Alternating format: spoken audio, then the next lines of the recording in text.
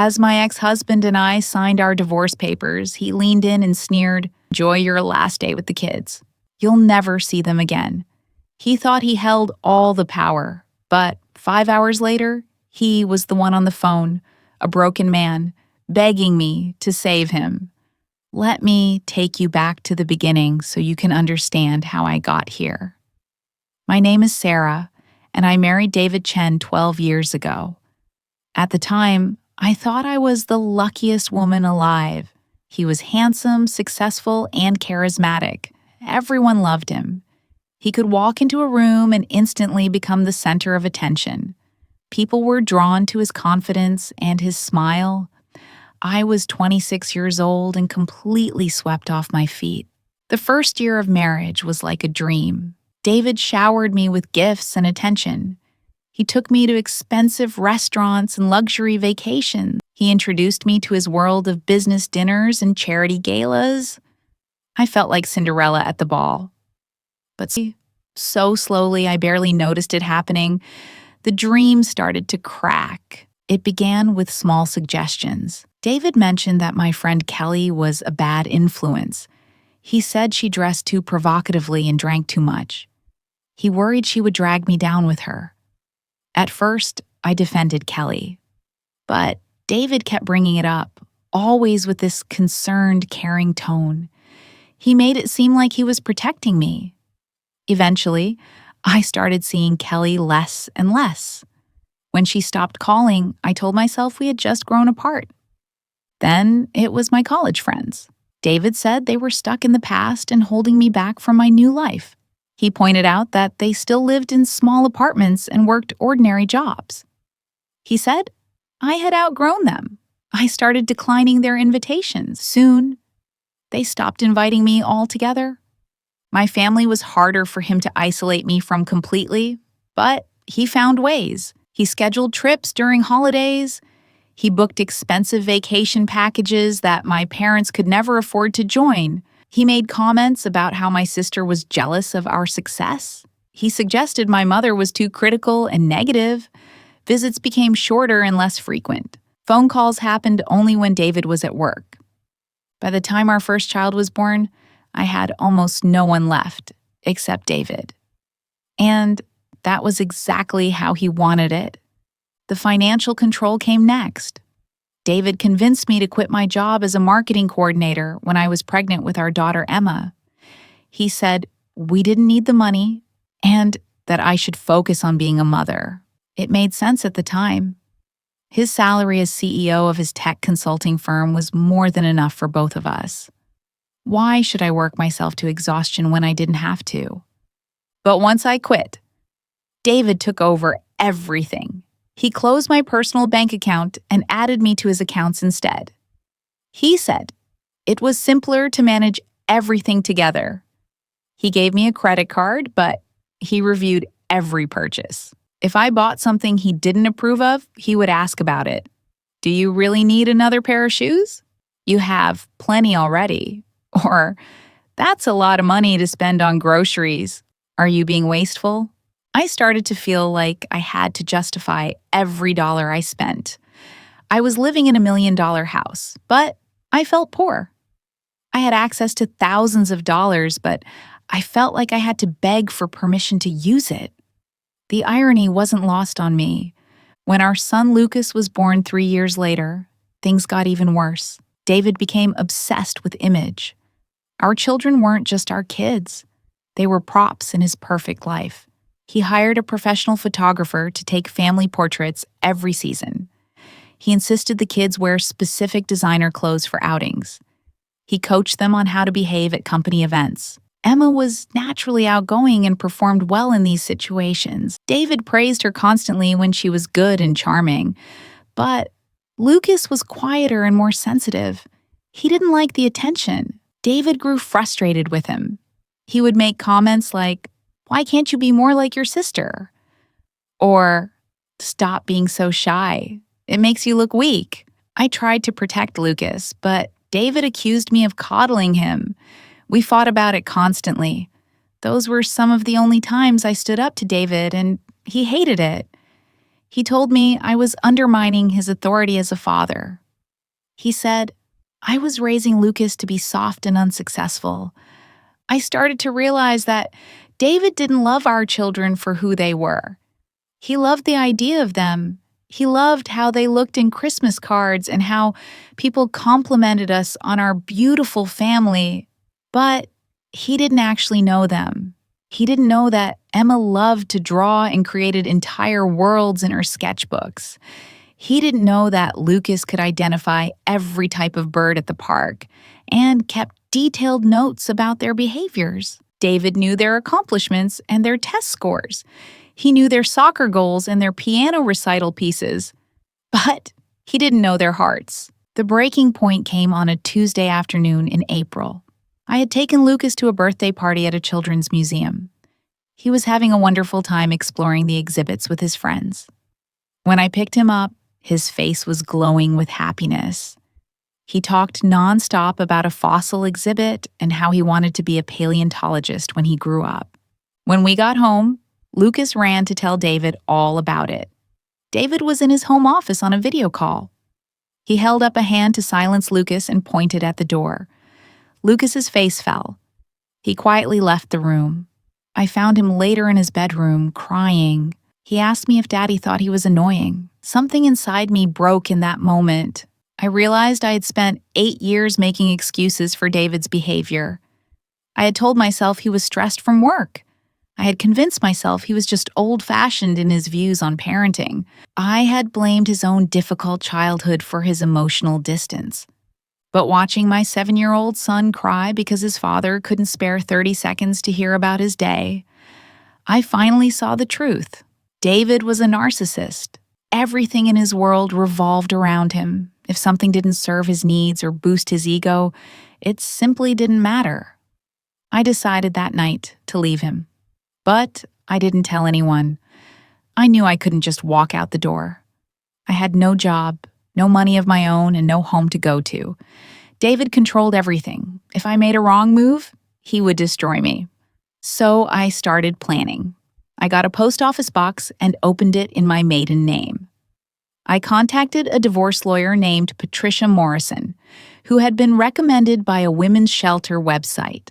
I met with her during the day when David was at work. I paid for her retainer with cash I slowly saved from grocery money over several weeks. Patricia was in her 50s with sharp eyes and a no-nonsense attitude. She listened to my story without interruption. When I finished, she leaned back in her chair and said, "Your husband is going to make this divorce hell. Men like him always do. He will fight you on everything, not because he wants those things, but because he wants to punish you for leaving. We need to be strategic and patient." She was right. When I finally told David I wanted a divorce 6 months later, his reaction was cold fury. He didn't cry or beg me to stay. He didn't ask what he could do to fix things. Instead, he looked at me with pure contempt and said, "You will regret this for the rest of your life. I will make sure of it." The divorce took 18 months. It should have taken 6 at most. David dragged out every single issue. He fought over furniture that he didn't even like. He demanded items that had sentimental value to me just to cause me pain. He hired 3 different forensic accountants to evaluate his business, each one producing a lower valuation than the last. His lawyer, a shark named Richard Brennan, filed motion after motion. They requested continuances. They demanded additional discovery. They challenged every piece of evidence Patricia presented. The legal fees were astronomical. Fortunately, the court ordered David to pay my legal costs since I had no income. But I knew every dollar spent was a dollar that wouldn't go to supporting our children. David used the kids as weapons. He told them that Mommy was the one breaking up the family. He bought them extravagant gifts during his parenting time, and then told them that I couldn't afford to give them nice things. He took them on trips to Disney World and skiing in Colorado, while I took them to the park and the library. Emma, who was 10 by then, started to resent me. She asked why we couldn't stay together. She said all her friends' parents were married and that I was embarrassing her. Lucas, at 8 years old, was quieter about his feelings, but I could see the confusion and sadness in his eyes. The custody battle was the worst part. David fought for full custody, claiming I was mentally unstable. His lawyer pointed to the fact that I had no job and no home of my own. I was staying in a small rental apartment while David remained in our family home.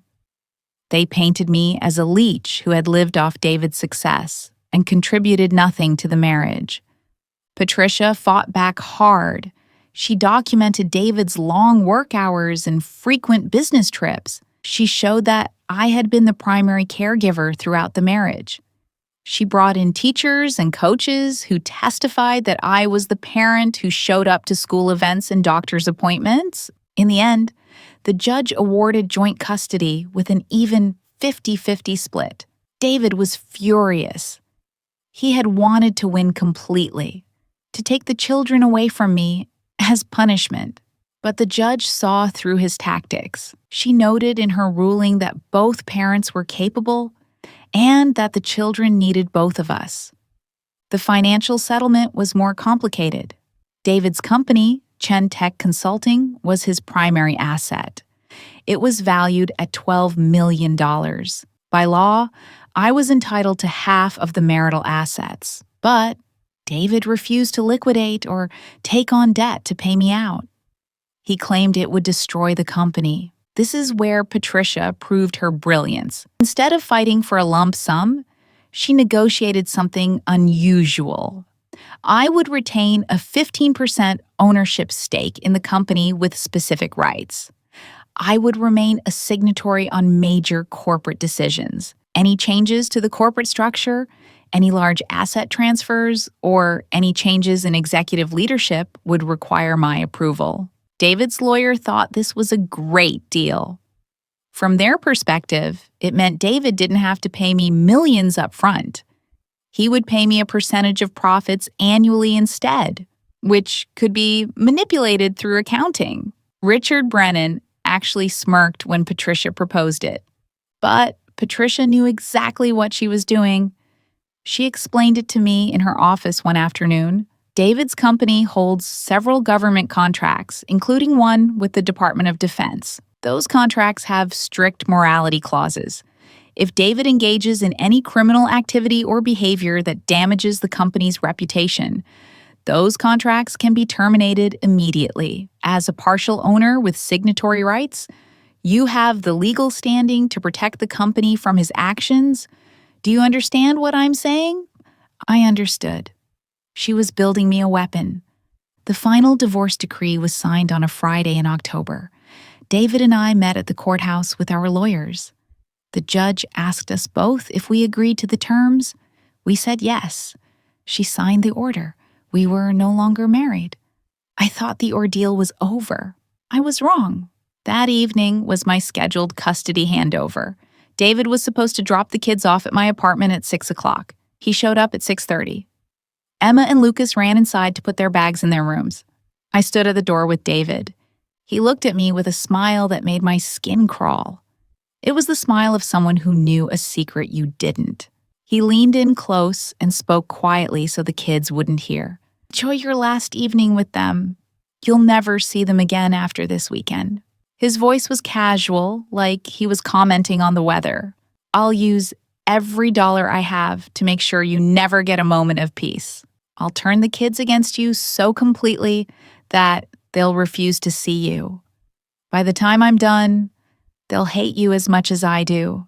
You will regret leaving me for the rest of your life. I looked into his eyes.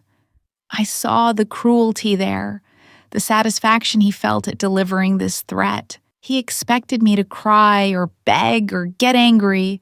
He wanted a reaction. Instead, I felt something cold and calm settle over me. I smiled slightly and said, "Okay, David, have a good weekend." His satisfied expression faltered for a moment. He seemed confused by my lack of reaction, but then he shrugged, turned, and walked back to his car. I watched him drive away. I closed the door, took a deep breath, and pulled out my phone. I called Patricia. She answered on the second ring. "He made his move," I said. "What did he say?" Patricia asked. I repeated David's threat word for word. Patricia was quiet for a moment. Then she said, "Okay, be ready. If he does what we think he's going to do, we need to act fast. Keep your phone on all weekend. Don't go anywhere he could claim shows poor judgment. Be the perfect mother." "I'm always the perfect mother," I said. "I know. That's why we're going to win." I spent Saturday doing normal weekend things with Emma and Lucas. We made pancakes for breakfast. We went to the farmer's market and picked out fresh apples. We came home and baked an apple pie together. Lucas helped me roll out the dough, while Emma carefully arranged the apple slices in a pattern. In the afternoon, we went to the park. The weather was perfect, crisp and sunny. Emma practiced cartwheels on the grass, while Lucas explored the creek, looking for interesting rocks. I sat on a bench and watched them, trying to memorize every detail.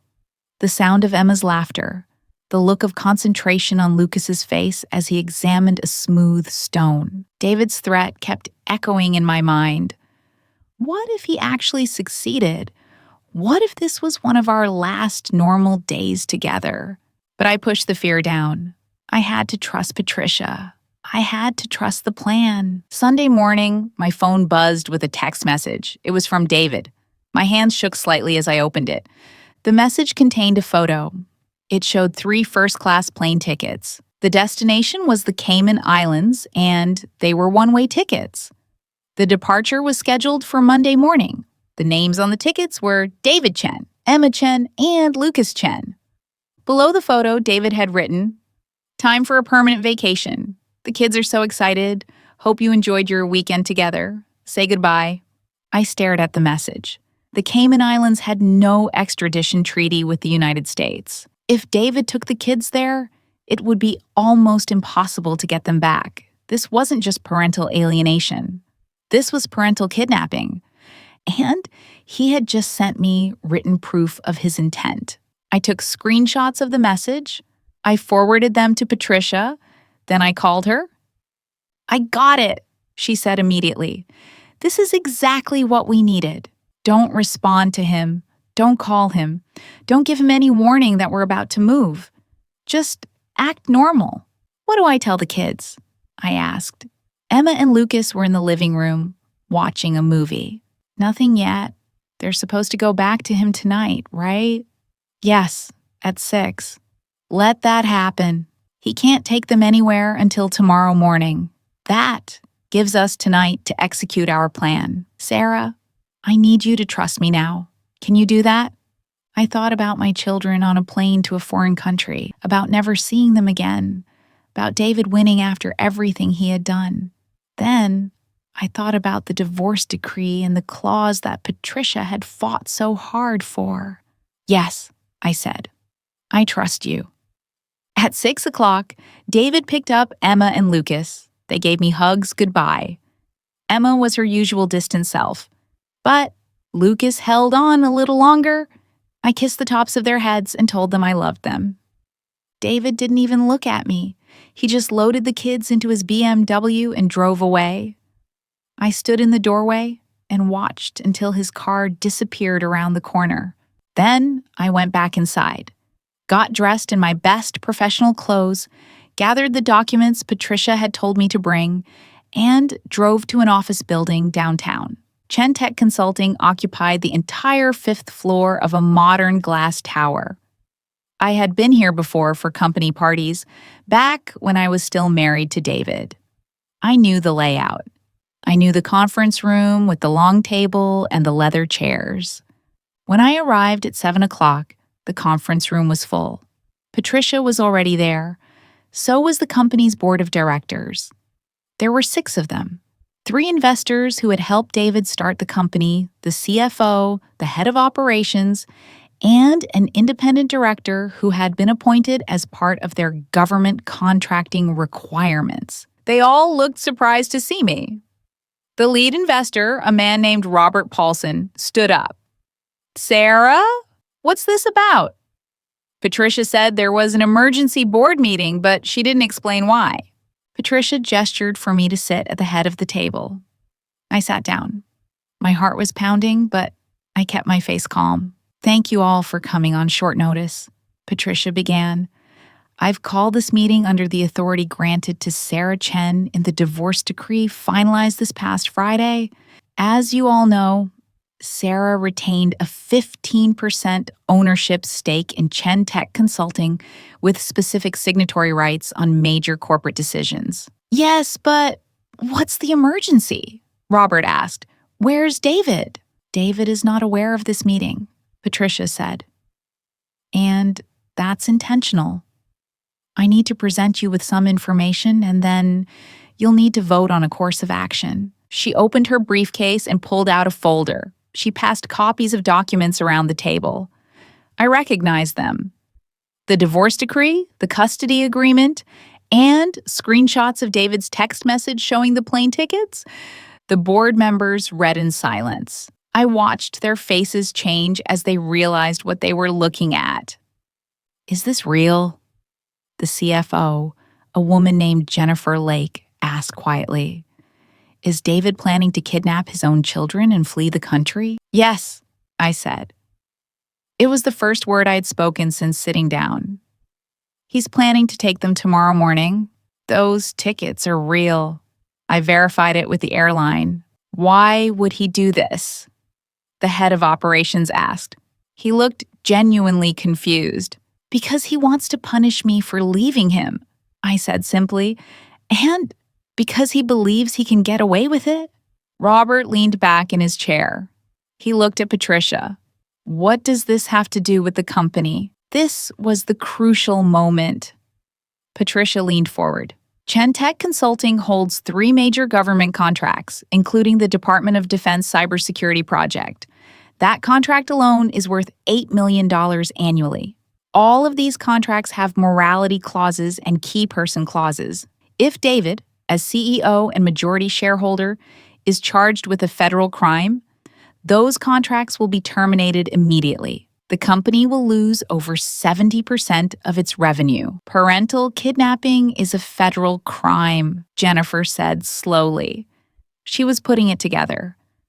Exactly, Patricia said. And international parental kidnapping carries a sentence of up to 3 years in federal prison. Even if David somehow avoids conviction, the indictment alone would trigger the morality clauses. This company would be destroyed. The room was silent. Everyone was staring at the documents. But he hasn't actually done it yet, the independent director pointed out. He's just bought tickets? That's not illegal. True, Patricia agreed. Which is why we're here tonight instead of tomorrow afternoon. You have a narrow window to protect this company from David's actions. Sarah, as a partial owner with signatory rights, is calling for an emergency vote to remove David as CEO and freeze all corporate assets under his direct control until this situation is resolved. Can we even do that? Robert asked. Patricia pulled out another document. According to your corporate bylaws, yes. Any board member or significant shareholder can call for a vote to remove executive leadership if that leadership poses a material threat to the company. Sarah qualifies as a significant shareholder. The threat is documented and imminent. You have the authority to act. Robert looked around the table at the other board members. This is insane. David is about to commit a federal crime, Jennifer said quietly. If he takes those kids on that plane tomorrow, this company is finished. We all lose everything. Every employee loses their job. She's right, the head of operations said. Chen Tech doesn't exist without those government contracts. We can't survive losing them. But David built this company, Robert said. He sounded anguished. He's our friend. He's about to destroy everything he built, Jennifer replied.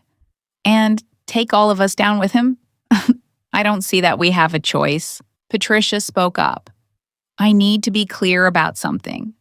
If you vote to remove David tonight, Sarah has agreed to certain conditions. First, this is temporary. If David cancels his travel plans and submits to a psychological evaluation that clears him for leadership, he can be reinstated. Second, Sarah will not seek active control of the company. An interim CEO will be appointed from within the current leadership team. Third, all profits from Sarah's ownership stake will be placed in a trust for her children. She's not doing this for money. Then, why is she doing this? Robert asked, looking at me directly. I met his eyes. To protect my children, and because David needs to learn that actions have consequences. He's spent his entire life believing he's above the rules. Someone needs to show him he's not. The board members looked at each other. There was a long moment of silence. Finally, Jennifer spoke. I move to remove David Chen as CEO of Chen Tech Consulting, effective immediately, due to his intent to commit actions that pose an existential threat to the company's government contracts and financial stability. Second, the head of operations said. Patricia looked around the table. All in favor? One by one, hands went up. Robert was the last. He looked at me sadly before raising his hand. The motion passes unanimously, Patricia said. Jennifer, as CFO, you're now interim CEO. I need you to immediately freeze all corporate credit cards and accounts under David's name. Contact your bank and explain this is a corporate governance action. I also need you to call your general counsel and have them prepare paperwork documenting this decision. Jennifer nodded. She pulled out her phone and stepped out of the room. Patricia looked at me. Now we wait. David was planning to take the kids out for a nice dinner before their vacation. He had told Emma and Lucas they were going on a surprise trip. Emma had texted me excited messages about it earlier. She said Dad was acting really happy and generous. I had responded with simple, supportive messages. I didn't tell her what I knew. I didn't warn her. It killed me to stay silent, but I had to trust the plan. David made his first mistake at the restaurant. He tried to pay for dinner with his corporate American Express card. The card was declined. I know this because Jennifer called me at 8:45 to tell me. David had immediately called her, furious, demanding to know what was wrong with the accounting department. Jennifer had calmly informed him that there was a problem with his corporate access and that they needed to meet first thing in the morning to discuss it. David had yelled at her and threatened to fire her. Jennifer had simply said, "We'll talk tomorrow," and hung up. David then tried his corporate checking account card, also declined.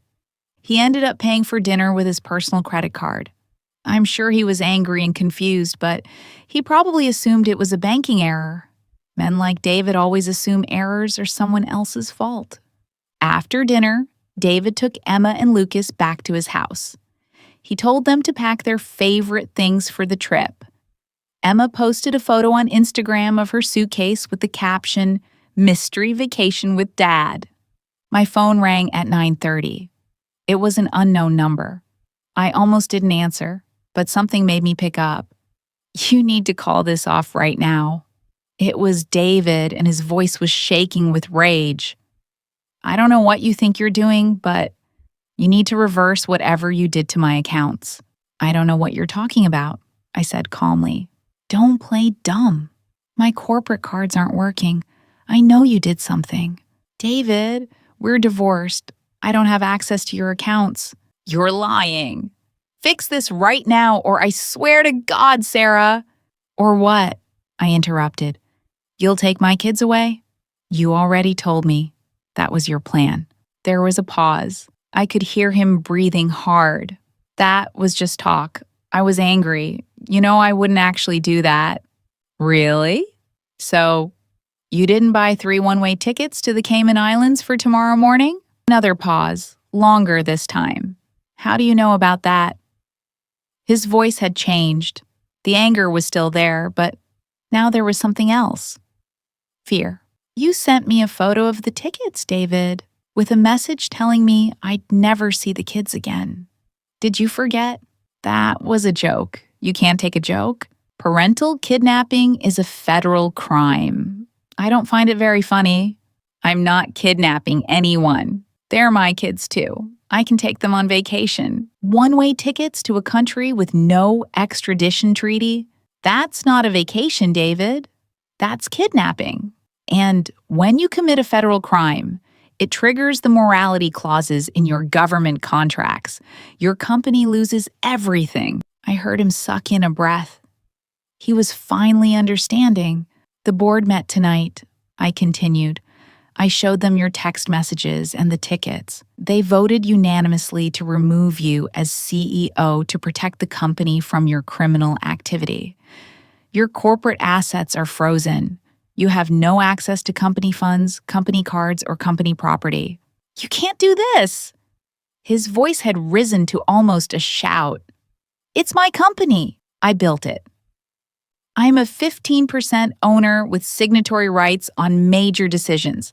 It's in the divorce decree. Your lawyer agreed to it. Did you even read what you signed? This is insane. I'll sue you. Entire board. You'll what, David? You have no money. Your personal accounts will run out fast without your CEO salary. You have no company. You have no power. What exactly are you going to do? He was silent. Cancel the tickets, I said. Bring the kids back to me. And maybe, if you cooperate, the board will consider reinstating you after a psychological evaluation. You can't do this, he repeated, but his voice had lost its strength. I already did. Enjoy the rest of your evening. I hung up. My hands were shaking. I sat down on my couch and took deep breaths. Patricia had told me this part would be hard, that David would call and rage and threaten, but she had also told me to stand firm. He has no leverage, Patricia had said. Once the board votes, his power is gone. He just doesn't know it yet. 10 minutes later, my phone rang again. David, I didn't answer. He called 3 more times. I ignored them all. Then he started texting. The messages were wild, swinging between threats and pleading. You're destroying everything I worked for. How can you be so cruel? I'll make sure everyone knows what you did. Please, Sarah, we can work this out. I'll give you whatever you want. Just fix this. I didn't respond to any of them. At 11 o'clock, Emma called me. She was crying. Mom, Dad's acting really weird. He's on the phone yelling at people and throwing things. He said the trip is canceled. What's going on? My heart broke. Sweetie, it's complicated. Adult stuff. Is Lucas okay? He's scared. Dad's really angry. Okay, honey, I need you to do something for me. Take Lucas to one of your bedrooms and lock the door. Keep your phone with you. I'm going to send someone to pick you both up, okay? What? Why? Because I don't think Dad is in a good place right now, and I want you both safe. Can you do that for me? Okay. Her voice was small. I love you both so much. This is going to be okay, I promise. I hung up and immediately called Patricia. She answered instantly. David's having a breakdown at his house with the kids there, I said quickly. I'll call the police for a wellness check, Patricia said. They'll get the kids out safely. Where do you want them to go? To me. Can they bring them to me? Yes. Stay at your apartment, I'll handle this. An hour later, there was a knock on my door. I opened it to find a police officer with Emma and Lucas. Both kids looked confused and scared. Emma was holding Lucas's hand. Are they okay? I asked the officer. They're fine. We did a wellness check at the father's residence. He was agitated. He's not under arrest, but we strongly suggested he take some time to calm down. The kids said they wanted to come here. Yes, thank you. The officer left. I pulled Emma and Lucas into a hug. They both held on tight. What's happening? Emma asked. Dad made some bad choices, I said carefully, and he's dealing with the consequences. But You're both safe, and that's all that matters right now. I got them settled in the guest room they shared at my apartment. I made them hot chocolate and put on a movie. Slowly, they relaxed. Lucas fell asleep on the couch with his head on my lap. Emma stayed awake, watching me with worried eyes. Is Dad going to be okay? She asked quietly. I hope so, I said honestly. But he needs to get some help first. She nodded slowly. Then she said something that surprised me. He was going to take us away, wasn't he? That's what the trip was really about. I looked at her.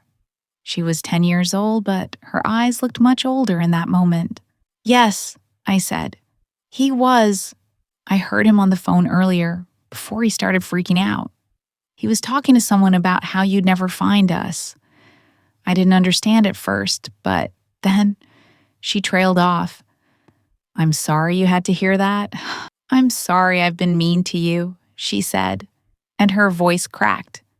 Dad kept saying things about you, about how you broke up our family and didn't love us as much as he did. But that's not true, is it? No, baby, it's not true. I love you and Lucas more than anything in the world. She started crying. I held her while she sobbed. All the confusion and pain of the past 18 months came pouring out. When she finally quieted, she looked up at me and said, I'm glad you stopped him. I kissed her forehead. Me too. I put both kids to bed in their room. I stayed up, waiting. I knew David would call again. At 2 a.m, my phone finally rang. David, I answered. Sarah. His voice was completely different now. The rage was gone. He sounded hollow and defeated. Please, I need you to fix this. I can't fix it, David. The board made their decision. Then talk to them. Tell them I'm not going to do anything. Tell them it was all a misunderstanding. Was it a misunderstanding? Did you not buy those tickets? Did you not send me that message? He was quiet. David, you threatened to kidnap our children and flee the country. That's not something that can just be explained away. I wasn't thinking clearly. I was angry about the divorce. You have to understand, Sarah. You took everything from me. I didn't take anything. I left a marriage that was making me miserable. That's not the same thing. But I built my whole life around you and the kids. When you left, everything fell apart. No, David, you built your life around the idea of us, around the image of the perfect family. You never actually cared about who we really were. You just wanted us to make you look good. That's not true. Yes, it is. You don't even know our kids. You don't know what Emma wants to be when she grows up or what makes Lucas happy.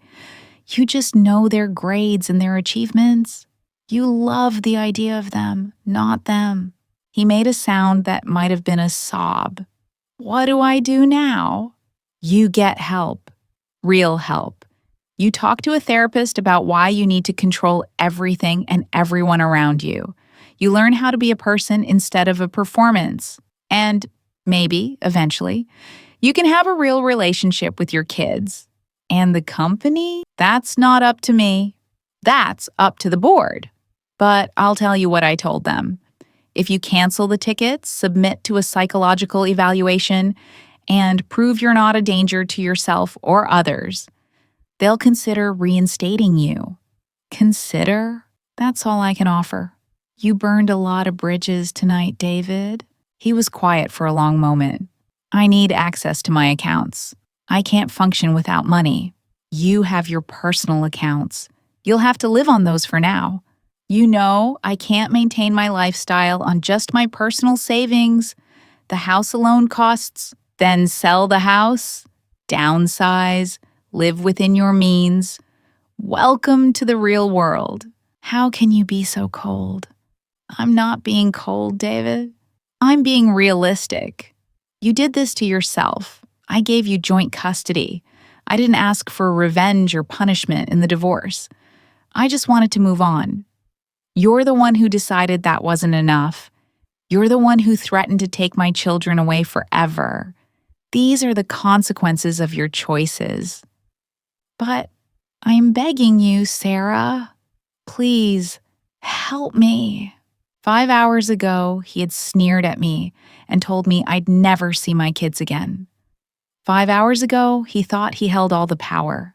Now, he was begging. I should have felt triumphant. I should have felt satisfied. Instead, I just felt tired.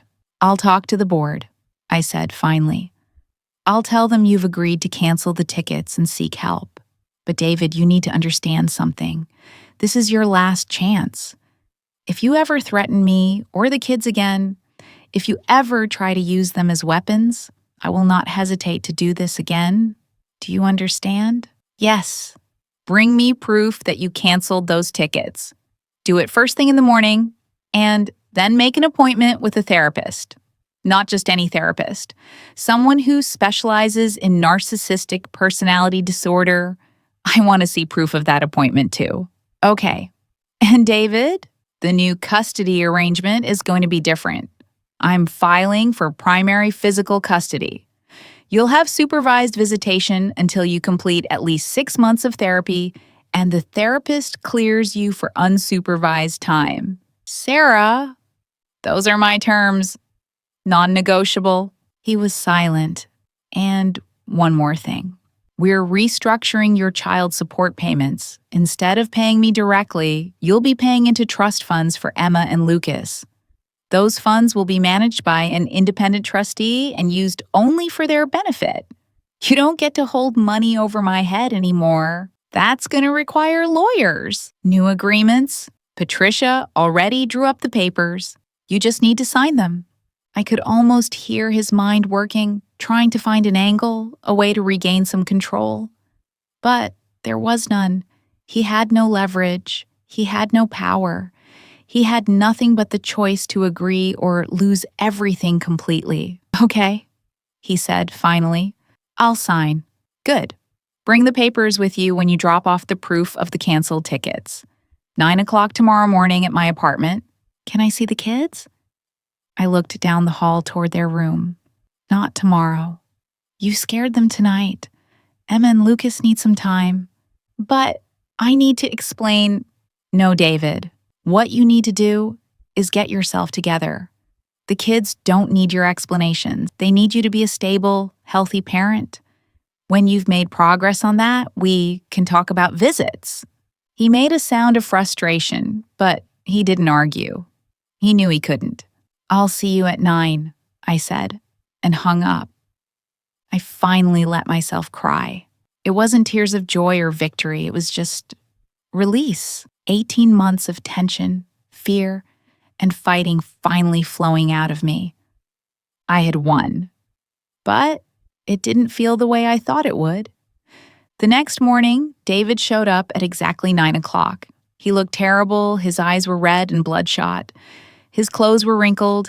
He had always been obsessive about his appearance, so seeing him disheveled was jarring. He handed me a printed email confirmation showing the 3 plane tickets had been canceled.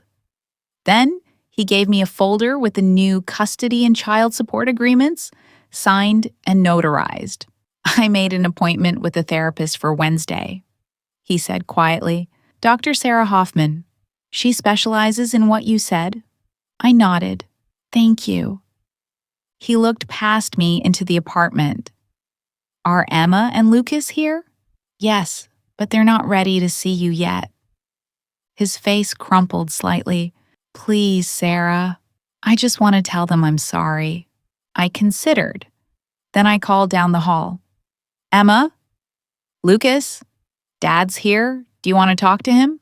There was a pause. Then Lucas appeared in the hallway. He looked at David cautiously. Emma stayed in the bedroom. Hey, buddy, David said. His voice was thick with emotion. I'm sorry about last night. I wasn't feeling well, and I shouldn't have acted that way. Lucas didn't move closer. Are you okay now? I'm getting help. I'm gonna be better.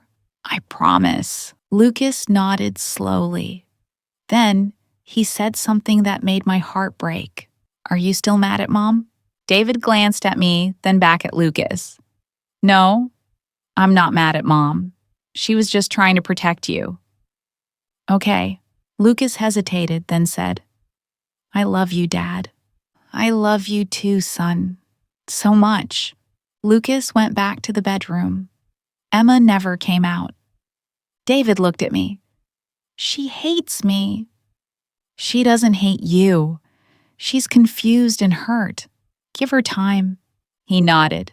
He looked like he wanted to say more, but he didn't. He just turned and walked back to his car. Over the next 3 months, David followed through on his promises. He went to therapy twice a week. He attended a support group for divorced fathers. He downsized from the $1 million house to a modest 3-bedroom condo. He got a job as a consultant, using his skills without the pressure of running a company. The board of Chen Tech Consulting watched his progress carefully. Jennifer, as interim CEO, actually increased profits by 15%. She cut unnecessary expenses and improved employee morale. The board started to wonder if they even wanted David back. In December, the board met to discuss David's future with the company. He had completed his psychological evaluation. The doctor's report was cautiously positive. David was making progress, though he still had work to do. The board voted to offer him a position as senior advisor. He would consult on major projects and receive a percentage of profits. But he would not return as CEO. Jennifer would remain in leadership. David accepted the offer. I think part of him was relieved. The pressure of being CEO had fed his worst tendencies. This new role allowed him to use his skills without the burden of his ego. Custody arrangements slowly normalized. After 3 months of supervised visitation, David was cleared for unsupervised time. He started seeing the kids every other weekend again. But the dynamic was different now. David actually spent time with Emma and Lucas instead of just showing them off. He took Lucas birdwatching and learned about all the species Lucas loved.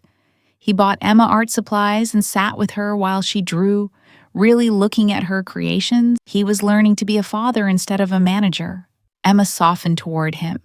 She told me one day that Dad seemed different, quieter but nicer.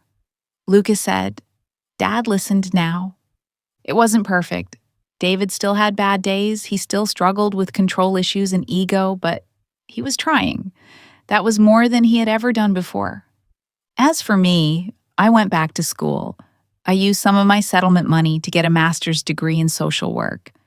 I wanted to help other women who were trapped in controlling relationships. I wanted to be for them what Patricia had been for me. Patricia and I stayed in touch. She told me she was proud of me for not just surviving, but building something new. She said most of her clients stayed stuck in anger at their exes for years. But I had moved forward. I didn't tell her that I still had nightmares sometimes about that moment at the airport, imagining Emma and Lucas on that plane, flying away from me forever. I didn't tell her that I sometimes wondered if I had gone too far, if destroying David's company had been too cruel. But then I remembered his sneer as he told me I'd never see my kids again. I remembered the plane tickets and the text message. I remembered Emma's tears when she apologized for being mean to me. I hadn't gone too far. I had done exactly what needed to be done. My ex-husband thought power came from money and threats and control. He thought he could intimidate me into accepting whatever he decided. But real power doesn't come from being loud. It comes from being prepared. It comes from understanding the rules and using them strategically. It comes from knowing when to be patient and when to strike. David made his threat on a Friday evening. By Sunday, I had proof of his criminal intent. By Sunday night, his entire empire was gone. By Monday morning, he was begging me for mercy. I didn't need to scream or fight or make dramatic threats. I just needed to let him walk into the trap he hadn't known he was building. Some people have said I was wrong to do what I did. They say I should have just gone to the police with his threats. They say destroying his company was vindictive, but they don't understand men like David. The police might have investigated, they might have stopped him from taking that specific flight, but without real consequences, he would have tried again. He would have found another way to punish me and use the kids as weapons. Taking away his company, his money, his power was the only thing that could actually reach him. It was the only language he understood. And it worked. David got help. He became a better father. Emma and Lucas have a relationship with him now that's based on genuine connection instead of manipulation. Was the price too high? I don't think so. A company's leadership changed. David lost his CEO title, but not his livelihood. No one was physically hurt. And my children are safe. That's what matters. Emma and Lucas are safe, happy, and loved. They're growing up knowing that both their parents care about them, even if we're not together. They're learning healthy boundaries and real relationships. Sometimes I think about that moment in the courthouse when David made his threat. I think about the cold calm that came over me. Some part of me had known he would do something like this. Some part of me had been waiting for him to finally go too far. Patricia had given me the weapon I needed, the divorce decree with that specific clause about my ownership rights and signatory authority. She had known David would eventually use the kids as leverage because men like him always do. She had planned ahead. And when the moment came, I was ready. That's the lesson I share with the women I counsel now. You can't control what an abusive or narcissistic partner will do, but you can prepare yourself. You can build supports and safety nets. You can be strategic and patient. And when they finally overplay their hand, when they get so confident in their power that they make a fatal mistake, you can be ready to act. My ex threatened that I'd never see my kids again. 5 hours later, his lawyer was on the phone, and he was the one begging, not because I was louder or meaner or more cruel than him, but because I was smarter, because I had planned ahead, because I understood that real power is quiet. The kids are with me right now as I tell you this story. Emma is at the kitchen table working on an art project for school. Lucas is on the couch reading a book about dinosaurs. They're safe, they're home, and they know, without question, that I will always protect them. That's the only victory that matters. My ex thought he could use my children as weapons, so I took away his entire arsenal. Did I go too far, or was it the only language a man like that would understand? Let me know in the comments below.